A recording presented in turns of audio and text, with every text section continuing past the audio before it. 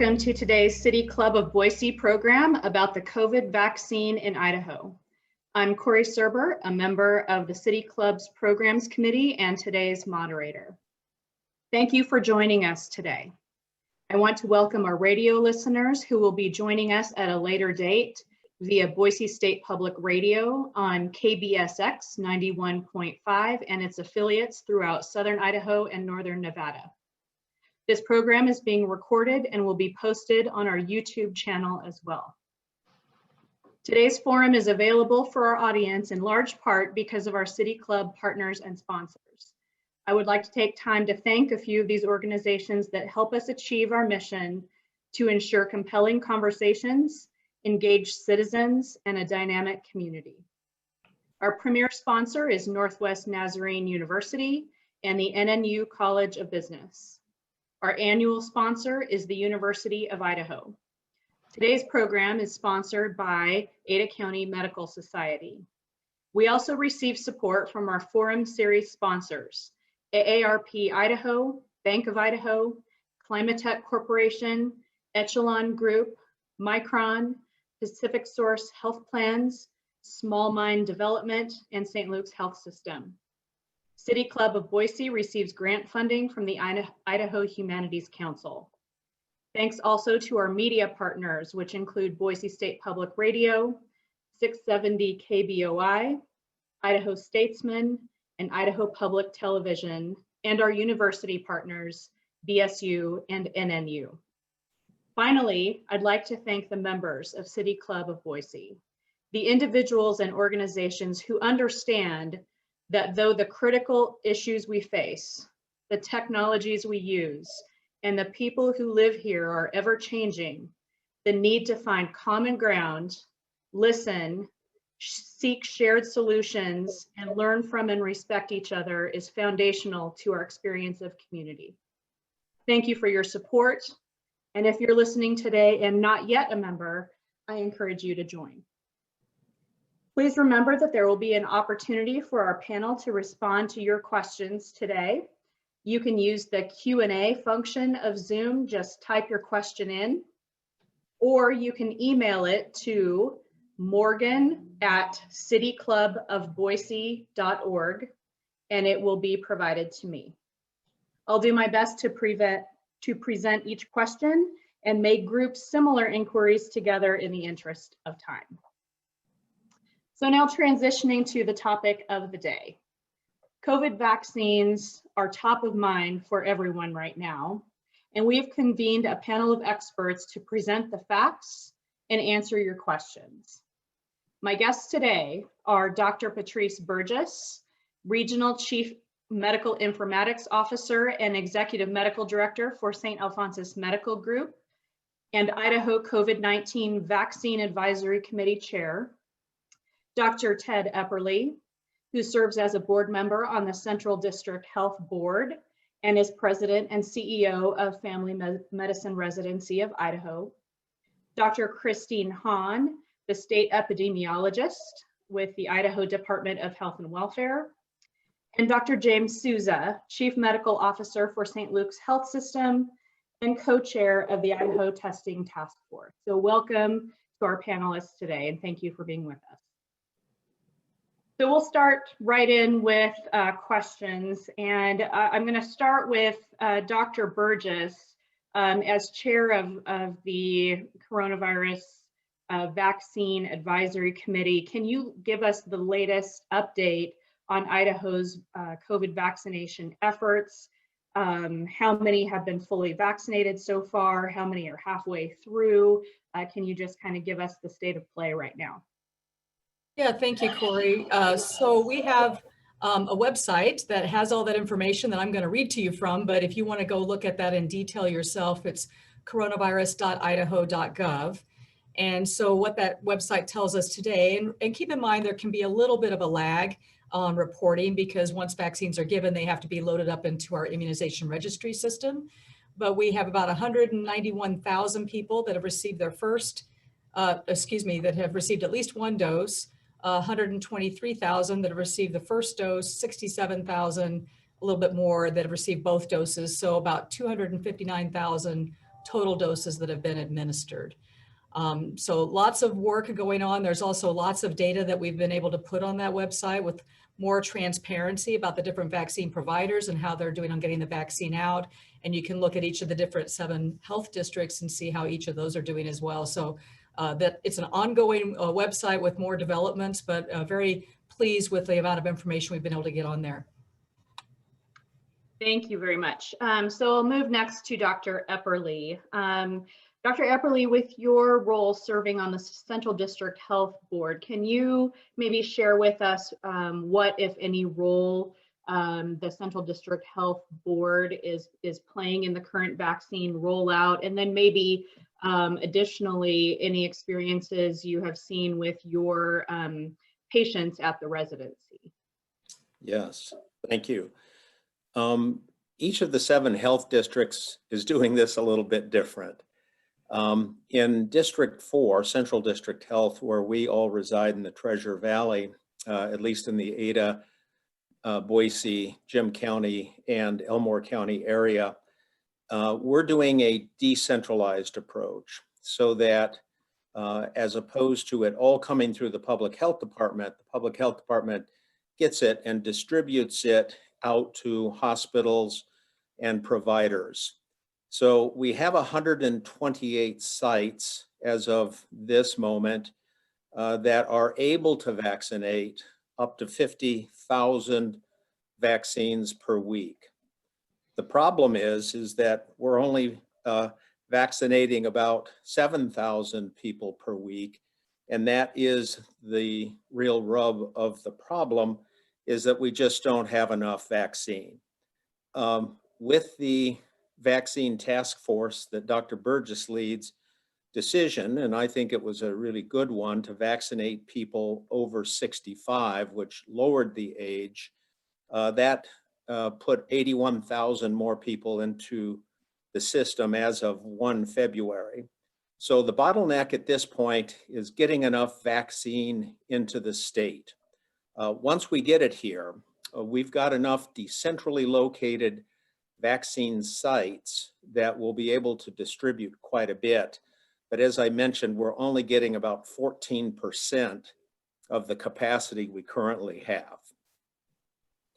The last thing, Corey, I would just mention is that at our location, we have now vaccinated 2,000 people. About 50% of those are over age 65 per the categories. About 40% of those have been healthcare workers, and about 10% of those have been first responders. I'm proud to be able to tell you that we've vaccinated 76% of our healthcare workforce, and that's greater than the national average, where we're seeing about 60% of people who desire to be vaccinated, 20% who don't, and 20% who are kind of watching and waiting. And with that, I'll stop. Thank you, Dr. Epperly. Dr. Hahn, can you share if there have been any results so far from the first round of vaccinations that have become available? Is there any correlation between that and the decreases in cases that we're seeing now, or is it too early for us to be seeing any effect from the vaccines? Yeah, Corey, that's a great question. We would love to think that our vaccine's already having an impact. I do think it is, but the declines we're seeing not only in Idaho, but around the country started occurring really before the vaccine got rolled out. And just to be honest, you read, and I've been reading, I'm sure everybody on this panel does, reading, trying to understand all the reasons for the decline in case numbers, and really nobody knows for sure. It might be that we're starting to see the beginnings of a real seasonal virus, kind of like flu, where it's going to kind of ebb and wane seasonally. We hope that some of the measures that Idahoans and others are taking are really having an impact. Wearing masks, socially distancing, we know it's not perfect, but my perception, at least in the Boise area, is that more people are wearing masks now than maybe I saw 2-3 months ago. So I feel like that culture has taken hold and is hopefully helping. The fact that in at least Boise area, kids are still my kids are still only going to school twice a week. The fact that kids are not completely back to school is probably helping us somewhat, even though I'm as eager as every parent to get my kids back to school as much as possible, but that could be playing a role as well. Now, on top of that, could the vaccine also be helping? I think it probably is. When you vaccinate this many people, you're going to stop some transmission. You're going to have that at a local, level, maybe in a household, maybe at a workplace, and that's all going to help. So I do think the vaccine is helping. I think we have some natural immunity built up. We're not at herd immunity levels, but I get data from the Red Cross every week. And right now, among blood donors in Idaho, about 23% of blood donors have antibodies.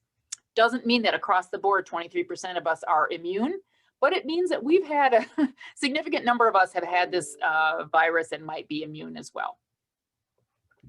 Thank you, Dr. Hahn. So Dr. Souza, I'm going to come to you with a question about what the types of vaccines are that we currently have available, and what do we have coming to us, say, over the next 6 months? Yeah, thank you for that question. There are two vaccines we're administering now, the Pfizer vaccine and then the Moderna vaccine. And, they're different in terms of their cold chain needs, storage, the syringe preparation, as well as the booster schedule, which creates some complexity in the administration. Right around the corner is this Johnson & Johnson vaccine. And I think in the first week of March, we're anticipating that it might get an emergency use authorization from the FDA, and then hopefully doses of that available in Idaho shortly thereafter. That vaccine is a single shot. Its efficacy is reported as being lower than Moderna and Pfizer, but it's still quite good. It's like 60+% effective for mild disease and north of 80% for severe disease. And, would remind the listeners that, through all of this, what we're trying to do is prevent that more severe part of the disease spectrum that leads to hospitalization, so that we can preserve hospital capacity for care. In terms of, what the next 6 months are going to bring, Dr. Epperly's right. Right now, the key issue is the inventory is not big enough, and it's, occasionally unstable. I know that we anticipated allocations yesterday. We didn't get them. We expect we'll get them, toward the end of the week. But that means that our planning literally is still kind of day to day and week to week. As the supply opens up, and that is the rate limiting step right now, I think we can anticipate a lot more aggressive vaccination programs. Right now, we're doing in the neighborhood of 6,000 to 7,000 a week. We could easily upscale at St. Luke's to 10,000. I know that we're having conversations with our crosstown partners, St. Alphonsus, on when supply becomes adequate. Could we do like mass vaccination events? We're all interested in doing that. I'd also, I'm going to just call out like the consumer or patient experience right now. And I fully understand that what it's like right now for people trying to get a vaccine is like trying to get concert tickets and getting on websites or on phones and like, click, click, click, and trying to break through and get in. As supply opens up and we move past this scarcity situation, I think all of us would kind of like to flip that script and, basically have people raise their hand once. And then we figure out how to get the vaccine to them at, a place that's convenient at a time that's convenient. If we did it really well, looking down the road even further, you might not even be raising your hand. And if you're not vaccinated, we might be figuring out ways to reach out to you. So I know we need to do better. Scarcity it's ruling the day right now. Thank you, Dr. Souza. And real quickly, before we move on, I would like to remind our radio listeners that you're listening to a City Club of Boise virtual conversation featuring a panel discussion about the COVID vaccine in Idaho. So for our next question, I have seen a question come in over chat about just why our state coordination efforts have seemed to be lacking, and some sense that we've had so long anticipating these vaccines were going to come. Why hasn't it been more coordinated? Dr. Burgess, could you maybe talk a bit about some of the logistical challenges that come with these vaccines that have made coordination more challenging? Yes, absolutely. I think Dr. Souza touched on it. So the cold storage is not anything to be taken lightly. That's a very significant ultra cold storage, we call it. So when we received the Pfizer vaccine first, we really had to limit it to places that could keep that cold storage. So pretty much the large facilities. And then we all had to learn how to administer this vaccine. It's not like a flu shot where it's in a single syringe, it's in a multi-dose vial. And so each of those vials we learned early on didn't necessarily contain the amount of doses we thought. So Pfizer was originally supposed to be 5, but turns out sometimes you can get 6, sometimes 7 out of that vial.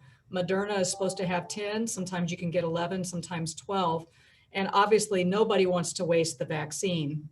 So we really had a lot of logistical things up front to figure out, when do we open the vial? Because once it's open, it's only good for 6 hours. How do we get people lined up and make sure that we're ready to administer those doses? We keep in mind, all of this is doing social distancing, making sure we have a observation area that's got the distancing, having the staff to do this, which is the same staff that's been doing all of the other testing and all of the other healthcare that we've been having to do around COVID. So a lot of complexity. I really do think we've all got it figured out now, and now it really is a shortage of vaccine. But I do think early on, those logistics made it a little bit more challenging than any other vaccine. We've never had a vaccine that had this amount of complexity.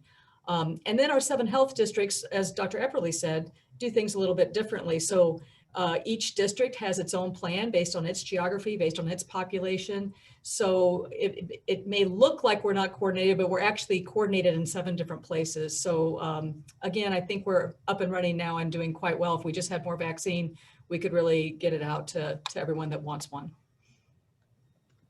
All right. Corey, the one thing Yes, I go would ahead. add to that is that in the history of this country, we've never mass vaccinated on this scale before. This is I think it's probably the largest vaccination program in the history of the world. So to imagine us getting that right off would be almost impossible. What we need to do moving forward is not only fix the supply line, but just keep learning from what we're doing here so that we can maximize this. But I want the listeners to clearly understand that this is unprecedented in terms of the scale of this vaccination program. Well, and not to mention the fact that, the providers, all of you were completely absorbed in responding to COVID surge at the same time that the vaccine was beginning to come out. And so the dual challenge of focusing on the patients in front of you that are infected and then preparing ahead has been daunting. So Dr. Epperly, Corey, can I just add one thing real quick? Go right ahead. Dr. Souza mentioned it, but that erratic supply is an issue too. Because if you knew you were going to get the exact same amount every week, then you would just march out your schedules, you'd get your people lined up. But when you don't know, and I think we've all had to unfortunately cancel some appointments, then that just makes it one more thing that adds to the complexity. Yes. So Dr. Epperly, I'm going to go to you for the next one. So the big question on everybody's mind, and I'm going to kind of combine a couple questions here. Firstly, why do we need to continue to use our precautions after we get the vaccine? And then secondly, there's some sort of specific questions that one of our attendees has about once we've had our vaccines and we've waited our 2 weeks, can we invite people into our homes? Do we need to still wear masks? Can we go to restaurants if the tables are distanced? How safe to travel by air or stay at a hotel? So Dr. Epperly, could you maybe speak to some of the precautions and why we need to continue some of those? I'd be happy to, thank you. I know all the other guests have a lot they could say about this too. I would say there are two main reasons here. First is that the vaccines aren't 100% effective. So even with Pfizer and Moderna weighing in at about 94 to 95% effective, that means that 5 to 6% of people may still get the infection.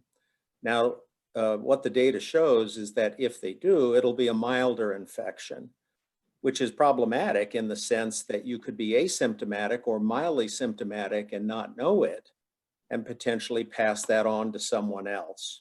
So that's reason one why we probably need to continue to wear the masks is even after vaccination, there will be a certain percent of the population that will continue to spread the illness. The second reason is what we're seeing with the emergence of the variants. So I'll just speak quickly about the B.1.1.7 variant from the United Kingdom. What we're seeing with this particular one, and the good news is the vaccine that we have right now seems to cover this variant. But the problem that we're seeing is that the predilection for this particular variant is in children. So the data shows from the United Kingdom, from Denmark, from Italy, from Europe, that the largest age group that's being infected is 5 to 9-year-olds. And the second most common is 0 to 5-year-olds. Now, there's no vaccine for kids. In fact, the vaccination trials have not been started for children. So all of a sudden, we've got a very changed demographic of who's getting the infection with our D614 and D614G variants, which have been the major players in the United States. That was mostly adults. Now we're seeing in this variant, the UK variant, a flipped epidemiology so that we've got kids involved. Now the vaccine trials for kids haven't even started yet. Pfizer is just up to speed with their enrollment. Moderna is struggling to get to enrollment. And that's only for children that are pretty much in the 12 to 17-year age group, not less than that. So the problem that we're seeing, of course, and we won't have vaccination trials for adolescents and or kids probably that are done until September, is that we're going to have another large subset of people that potentially will get the illness that have not been vaccinated. So again, as we know, the symptoms in kids and teenagers can be less. Many of them can be asymptomatic. So Corey, with all of that, and to the listeners, that's why we must, and I'll underline must one more time, continue to be very vigilant about face masking, distancing, watching group sizes, hand washing. This is not, we're vaccinated and now we can go back to the usual normal life. That's not how this is going to work. And in fact, because of this variant that's spreading rapidly across the United States, in fact, projections will be that this will be the most dominant, the B.1.1.7 UK variant in the United States by March. We need to brace ourselves for the fact that March, April, May, may be some of the worst months we're going to see, even despite the vaccination. And so I hate to have to give that degree of bad news to the group, but I think we need to go into this with our eyes wide open. And we still need to be very mindful of the fact that there's a lot happening with this illness, with these variants, and it's going to be a longer time course, probably at least into the fall. before we at least start even contemplating giving up masking and social distancing. And with that, I'll stop. Thank you, Dr. Epperly. So I'll direct this to Dr. Souza first, and others can chime in, kind of circling back to the Johnson & Johnson vaccine that's in the process of getting its emergency use authorization now. Can you, I know Dr. Souza, you spoke about this briefly, but can you speak a bit more about why that vaccine would be worthwhile to get, even though its efficacy is a bit lower? The second part of the question that I want to ask, I have heard we've really tried hard to have equity in our distribution of vaccines. How do you think, the Johnson & Johnson vaccine might best work into the distribution? It seems like there could be ethical issues if you were to say, well, the Johnson & Johnson vaccine is only one dose, going to be easy to store. We should use that on extremely rural populations or underserved populations, but yet it's a little less effective. So can you talk a bit about maybe some of the, your thoughts on how that vaccine might best be worked into the mix? Sure thing. Yeah, I think I'd probably start again with a reminder. What's our goal? What's our objective? Fortunately, largely, COVID is a non-lethal disease. Sadly, for a very small minority, that is not true. The problem with COVID is that it can overwhelm our healthcare systems. And, for the listeners, we came very close to that in December across the state. It was bad. So that's what we're trying to prevent. So any net movement in immunity that decreases the severe end of the disease spectrum will prevent that eventuality. So even though the efficacy is not as high as the Pfizer and Moderna vaccines, it's still a significant net move forward. The other thing to take into account is the simplicity of this vaccine, managing. So imagine Dr. Burgess, talked about the erratic sort of supply. I mean, we're all rolling with, well, this week we got more Moderna, so boosters are in 4 weeks. Next week we got Pfizer, boosters are in 3 weeks. Imagine those complexities, and you take all that away with a one-time vaccine like this Johnson & Johnson solution. In addition, you don't have these ultra cold storage needs. Relative to diversity, I think it's maybe others probably have some to say on this too. I do think it's important that we're tracking our vaccine success across diverse populations. And when we started, we weren't doing that. I believe we're doing that now. I know internally we're starting to do that because it's important, and it's important because the national data is pretty clear that COVID is impacting minority communities more and more severely. We have seen inside our own hospital systems that, for example, Latinos have been overrepresented in the patients who are admitted to the hospital on the severe end of the disease spectrum. So again, coming back to what is our primary goal? Preserving hospital capacity for care. If that's true, then we have to vaccinate those populations. That also means that we need to understand their unique vaccine hesitancy. And I would suggest to the listeners that a Latino community might be hesitant to take the vaccine for different reasons than a largely Caucasian rural community, for example.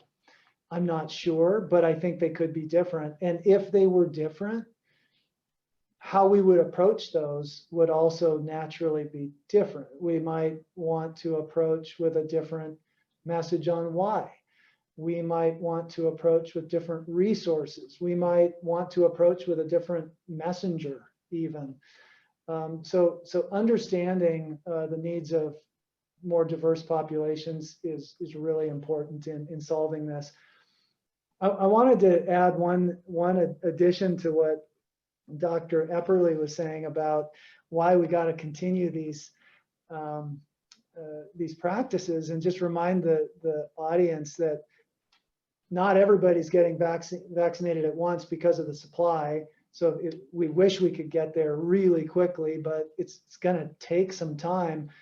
And in addition, I think our own internal state data says that something in the ballpark of 40%, like 38% of our fellow Idahoans are either probably not going to, or definitely not planning on getting the vaccine. So this vaccine hesitant group is out there, and we gotta crack that nut too. But that means until there's a lot more vaccine in arms, absolutely we have to stick with the current practices. This is no time to retreat. This is time to press our advantage. Thank you, Dr. Souza. So I'll go to Dr. Hahn next. You know, the B1117 or 117 variant and other variants coming on to the scene. I'm wondering if they give you pause with reopening schools. I know that there are, you know, school districts kind of planning forward to maybe open for the last quarter. I've got a senior in high school. I'd love for that to happen, but at the same time, it is concerning having these variants come on the scene that seem to hit kids more than, you know, the original COVID that we have seen. What kind of concern do you have? And then maybe others can chime in. Yeah, certainly, you know, our state lab is looking for those variants. We know there are other labs around the state that are also looking for them, and we expect to find them. We think they're probably here, and we will continue to look so that we can document that and be confident about which variants are here in the state. But meanwhile, it puts us in a really tough bind. You look at the data right now and everything looks great. You know, our case numbers are going down. Thankfully, our hospital numbers are going down. It's springtime, you know, it's starting to feel like spring some days, not every day, but and vaccine, you know, so there's like hope in the air that the vaccine is going to really help us out. At the same time, I feel like we're standing there, it's sunny out, but we see these clouds on the horizon, and we know that that's those variant strains. And we have to plan for them and be ready for them. At the same time, we understand, obviously everything from President Biden, you know, everyone from President Biden on down wants to see our kids back in school. There are a lot of benefits to school beyond just even the educational setting. There's the nurturing of the sports, the feeding, you know, some kids don't have internet at home. Some kids are falling behind, and we need to get them back in school. I think the good news with the variants, as Dr. Epperly mentioned, there's data, not only that, like the B117, for example, is more transmissible, but also there's some data starting to suggest that they might actually be more serious also, even in adults. They're not just, you know, they don't just spread more, they actually might have a higher fatality rate. So to join Dr. Epperly in being a bit of a downer, we have to be looking ahead. We have to think about that. The good news, though, is that masking, you know, CDC just came out with new guidance on masking, you know, showing that you can layer up, you know, if you aren't using a multi-layer cloth, you can use a surgical type or a medical type mask underneath. And these measures still work. These viruses, even though if you get them, can be a little nastier, we still see that the use of mask and social distancing works. So we have to double down on the measures, let the kids and the schools and the teachers be aware that they have to keep doing these social distancing measures. We would like masking to continue, would like all that to continue, and hopefully the kids can get back into school and learn. But we will be keeping a close eye on those variants, and we may have to reverse course. Hopefully not. We will try everything we can to try to keep those schools open. So how are those variants being looked for? Is there random sampling happening? Are the COVID tests in general now picking those up? How do we know if it might already be here? Yeah, there's a couple things going on. One is we have some cities around the state that are actually looking in wastewater for viruses, as you might be aware. Boise is one of them. So if you haven't looked, it's a lovely website Boise City has, and they show the amount of virus that they're seeing in the wastewater, and it tracks very closely with our case numbers. So clearly there's some validity there, and they are actually sequencing some of those and looking for variant strains. In addition, our state public health lab is working with private labs around the state, and there's certain signals that they can see sometimes in the lab that suggest it might be a variant. If labs pick that up, they're sending them to our state lab. Our state lab right now is sending those to CDC or to an academic institution, but they're hoping by the end of February to be able to do all this genetic sequencing work in-house. So we're on the cusp of being able to do all this right here in Idaho, which will definitely speed up our detection. Because it's not just one strain, as you alluded to earlier. There are multiple variant strains out there already that are of concern, and we know there will be more. Thank you. This one I might throw to Dr. Epperly, just to kind of start a discussion about vaccine supply as the main constraint that we are seeing right now. Can you maybe share a little bit about what your understanding is of how the federal allocation to the states is determined, and then from there, how the health districts then allocate out to the providers? How, can you explain how those decision points are reached? Thanks, Corey. I'll certainly give it my best, and my colleagues can help support me here. One big black box that I don't understand is how the federal government has decided on its allocation supply. If you were to look at Idaho, we're one of the highest test positive states in the United States. You would think that we ought to probably be towards the front end of the list of states, but for whatever reason, we're not. And again, as was mentioned, the 7 health districts have opted operationally to do this in their own way. The northern part of the state, District 1, the Panhandle, decided that they would give it all to the public health department. We did not here in Central District Health 4, and wanted to decentralize it to the hospitals and to the providers. And Patrice can probably really add on to this.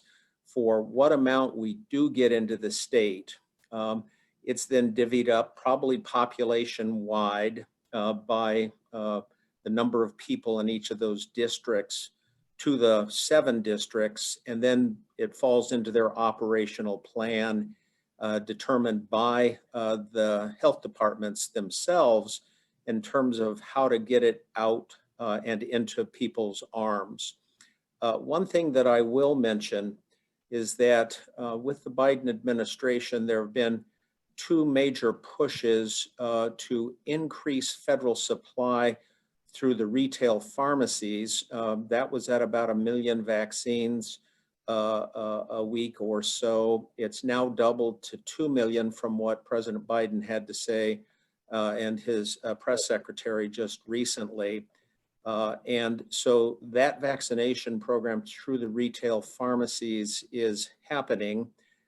In our area, I can't speak to the rest of the state. It's primarily focused on Albertsons and Walmart for those locations.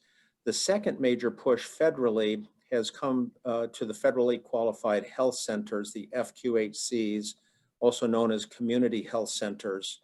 So Terry Riley is an example, Family Medicine Residency of Idaho is an example, Desert Sage down in Mountain Home is an example, Valley Family Health up in the Weiser-Payette area is another example. And that program is going to start this week. Only about 250 of the 1,600 FQHCs are going to get the vaccine straight from the federal government through this program. And then they're going to broaden it to all 1,600. So it will be an additional way that we can get vaccines in ARM, but all of it's pretty still very, very limited. And maybe, Patrice, if you don't mind, I'm gonna punt the first part of this question to you in terms of how Idaho got its share and what you know about that. Yeah, thanks, Ted. And Dr. Hahn, of course, knows more than I do, but my understanding is it was based on our population of 18 and over. And the data the federal government looks at, it seems that we have a large population of citizens under the age of 18. Whether or not that's up-to-date, accurate census data or not is under dispute. I agree with you, Dr. Epperly. It would be nice if there was a look at which states are experiencing severity of illness or high percentages, but I don't think that was factored in.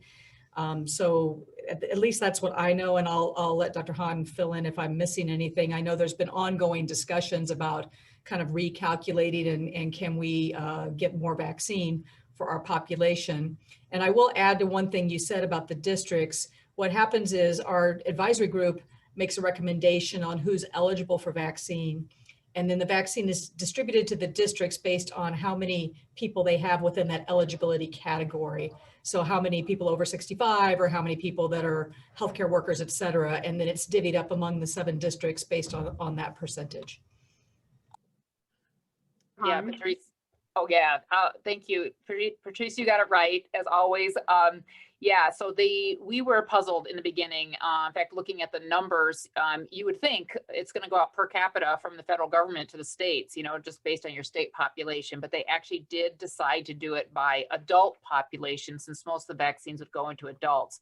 Now, since ultimately, you know, the vaccine will be expanded to all ages, and of course, for herd immunity, we need all ages to have some vaccine on board.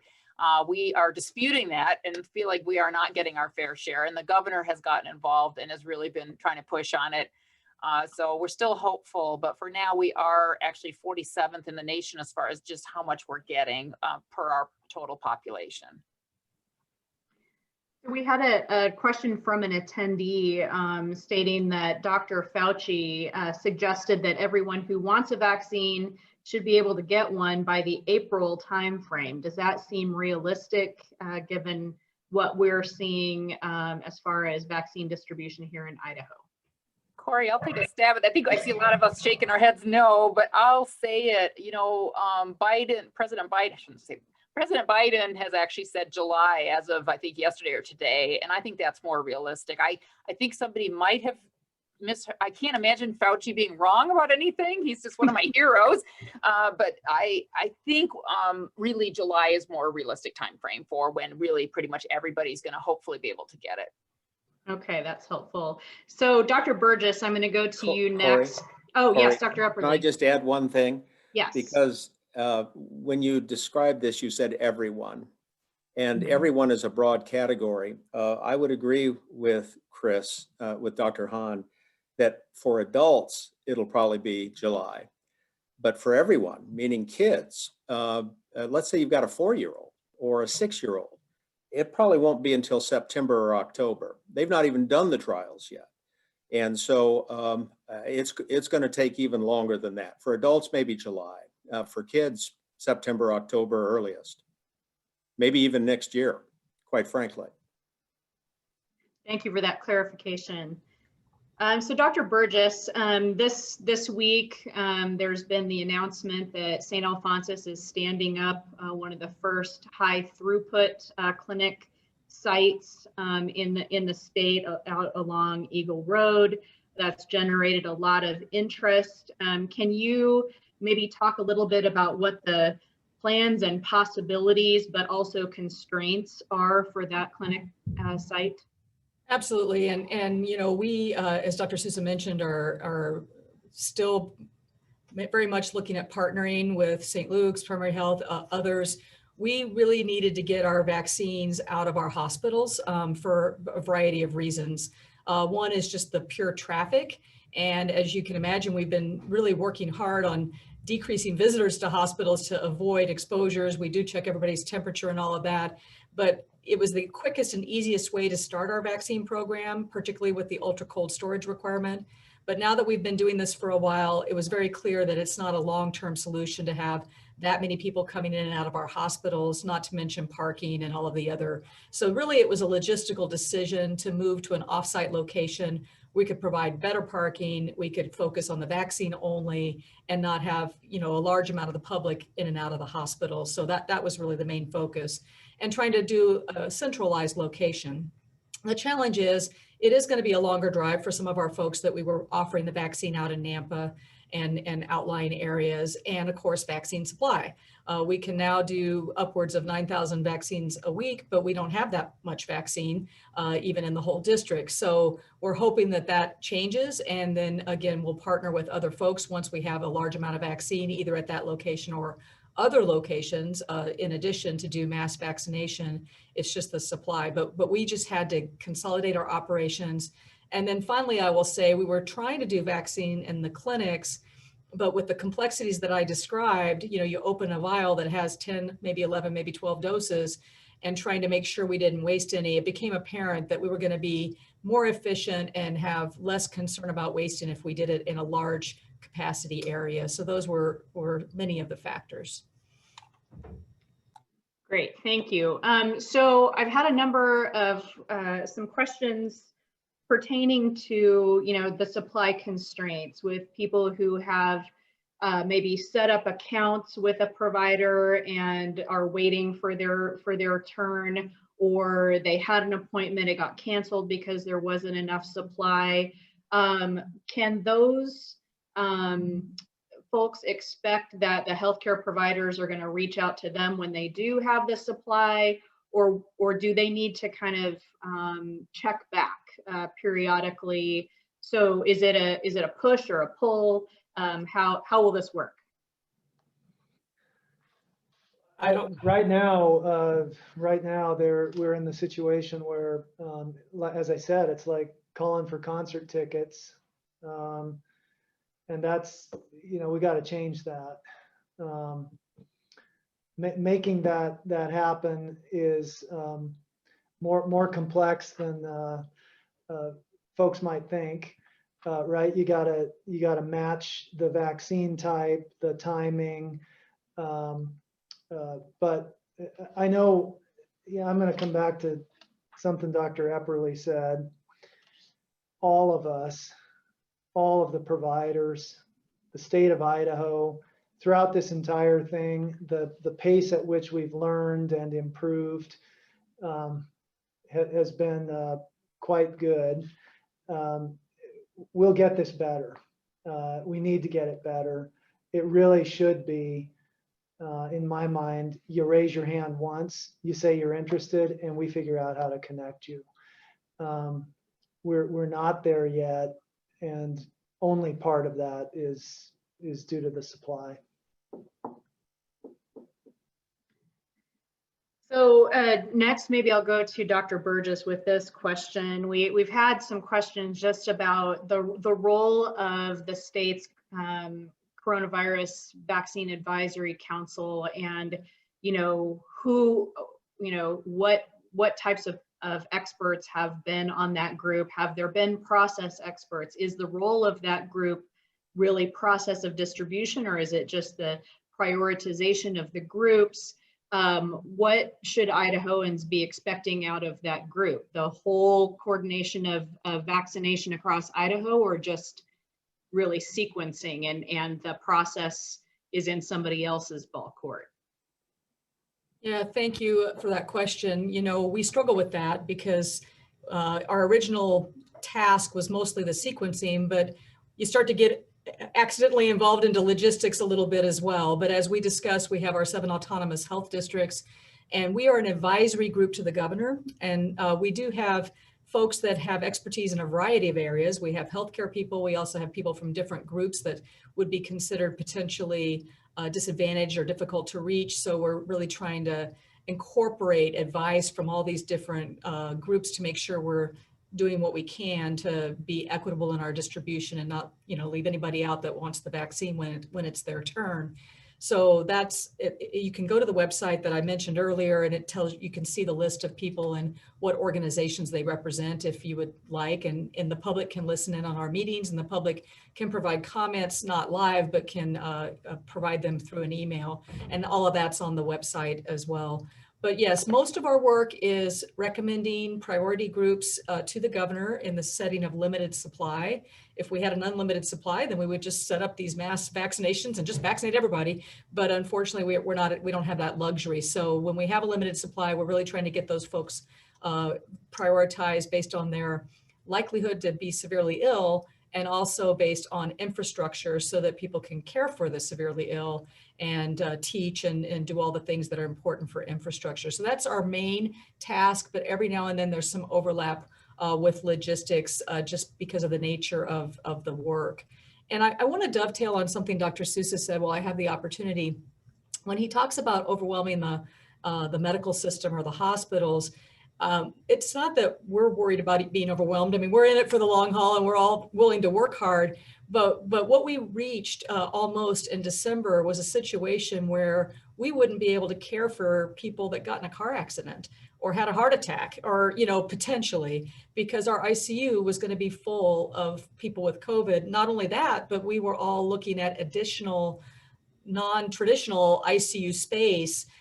So it was a really bad situation and potentially could have gotten even worse. So I don't want people to think that we're worried about ourselves being overwhelmed, although that's an issue too. Healthcare workers obviously have a finite ability to work, but it was really our ability to care for everything else besides just COVID, and potentially having to make a decision, a horrible decision, about who gets the ventilator if we got to that point where we had so many COVID patients that we were going to have a finite resource that we had to divvy up. And fortunately, that did happen in Italy and other places. Fortunately, we didn't get to that point, but that's what we're talking about when we talk about overwhelming the system is those kind of horrible situations that nobody wants to be in.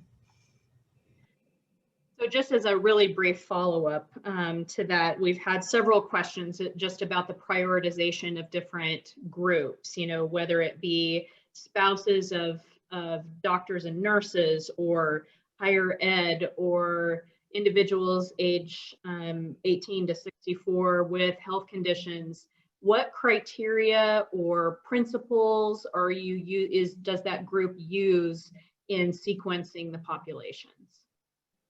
So it's a balancing act, and we're fortunate to have our epidemiology support that shows us the statistics on who's most likely to be severely diseased and in the ICU. So we heavily look at that data. And then we also look at infrastructure, as I said. So it doesn't do us any good to prioritize a group if we don't have any healthcare workers that are able to take care of them. So it's a balance of who's most at risk to be severely ill and who we need, like first responders, for example, to care for people and to keep our infrastructure going. So we're constantly balancing that. We look at the numbers for Idaho.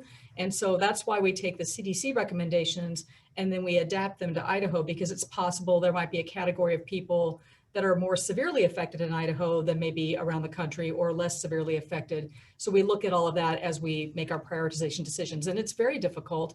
And we're doing the very best we can. And again, once we get more supply, we'll roll that vaccine out to as many people as we can. It's just right now with a limited supply, we have to make those difficult decisions. Great, thank you. So we've only got a few minutes left, but before our last question or two, I would like to remind our radio listeners that you're listening to a City Club of Boise virtual conversation featuring a panel discussion about the COVID vaccine in Idaho. So Dr. Epperly, I want to go to you next. There's been considerable discussion at the Idaho legislature this year about the role that different levels of government have played during the pandemic emergency, from executive powers that the governor holds to the legislature's role, to the health district's roles. With your role being, serving on the Central District Health Board, I wondered if you might speak to, just your observations of the capability, how well equipped our health districts are to respond in cases of emergency, or if there are particular changes that you think need to happen. Wow, Corey, that is a big question. Yes. And it has a lot of parts. Let me try to just give a shortened answer to this one, because this one could take the rest of our time. Nobody anticipated that we would have a pandemic of this magnitude. The public health departments are well constructed for handling local public health issues, which are water purification, helping with small outbreaks of foodborne illness or norovirus in a swimming pool, making sure food inspections work. And they're probably constructed fine for that, mainly with county commissioners and a physician on the group. And we go about our day-to-day job. I've been doing that for about 16 years with the public health department as its physician member. But then you throw in something like the pandemic, and all of a sudden we're not well built to handle something on that scale. I recognize Governor Little, who I respect a lot, wanted to try to have public health be local. And he made a decision early to delegate this to the public health districts. But what happened by doing that is that we got 7 different health districts' approach to this issue. And for something of this magnitude, as large as it was, as scaled as large as it was, that affected all people, it probably would have been best to have kept this centrally decided and decentrally implemented, so that we had one consistent effort across the state. That would be one of several take-homes that I have from this. But I recognize that the decision was made early to keep public health public, to keep it local. We are not constructed well to handle a pandemic with the current construction of public health departments. And hence why it might have been better to have kept this central with decentral execution of a plan. And again, I say that not to be critical at all. There were many people in this state that were not happy with Governor Little for taking the steps that he did early. But it only got magnified when it got decentrally handled by the 7 public health districts. Then politics of each of the 7 districts became huge. And so it, I think, spun out of control at that point. And again, I say this not to be critical, but as an after action report and how might we handle this next time, that could be one of the things that we talk about and think about. And with that, I'll stop. Thank you, Dr. Epperly. I know that's a difficult question.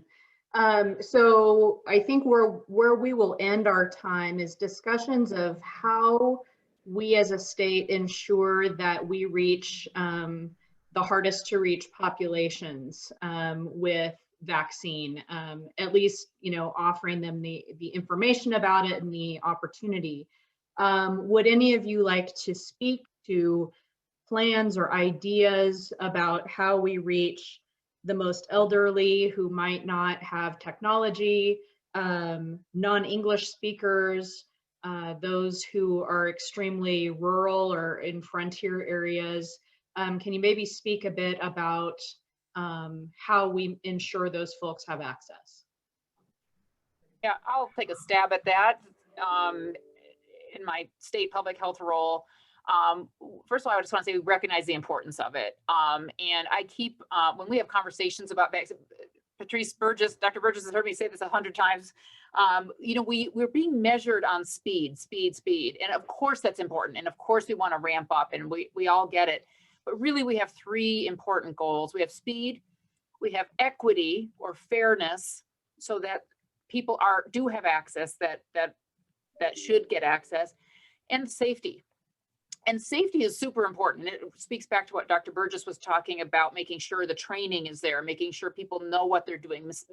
Pretty serious mistakes were made in some other states when they rolled out things a little too quickly without proper training. So we're working very hard on all three of those. Regarding the equity and fairness issue, first of all, we need to make sure we instill confidence in the vaccine. As Dr. Souza alluded to, we do have a lot of vaccine hesitancy in our state. So we're working very hard to get messages out in multiple languages to not only Hispanic community, but to our refugee community, other groups. I know we're running out of time, but I just want to acknowledge as a closure that we realize how important this is, and we're working very hard on that. Do any of the other panelists have anything to add on equity and outreach efforts? One thing, Corey, I just quickly say is that community health workers that know the community and know those populations would be really good people. Jim alluded to this earlier. You've got to know the people that you're dealing with, their communities, their culture. And so if we can get this down to people that are good messengers for those populations and helping them understand the importance of getting it, that would be a really wonderful way to make sure that those less fortunate folks that are in different ethnic, racial, or socioeconomic groups are reached. Great. Dr. Souza, Dr. Burgess. I would just say real quick that it supplies the issue. We have lots of great ideas on how to get out to different communities, but until we have supply, and particularly, as Dr. Souza mentioned, the lack of ultra cold storage, it's going to be a challenge until we have fixed those two problems. Great. Would only add that, inside of our healthcare systems, we have these rich sets of data on our patients. We know them, and we can find them. And when the supply is adequate, even flip the script further where we're bringing vaccine to them. But that's within our separate healthcare systems. And there are many patients who aren't attached to those sorts of data streams. Coming back to Dr. Hahn's point, we need to find them and connect with them and understand them and communicate to them in the way that they need to be communicated with. Well, thank you very much. We have reached our time already. And so even though we can't see our attendees today or our radio listeners, I'm sure that you all join me in thanking our panelists for participating in today's discussion. And thank you for joining City Club today.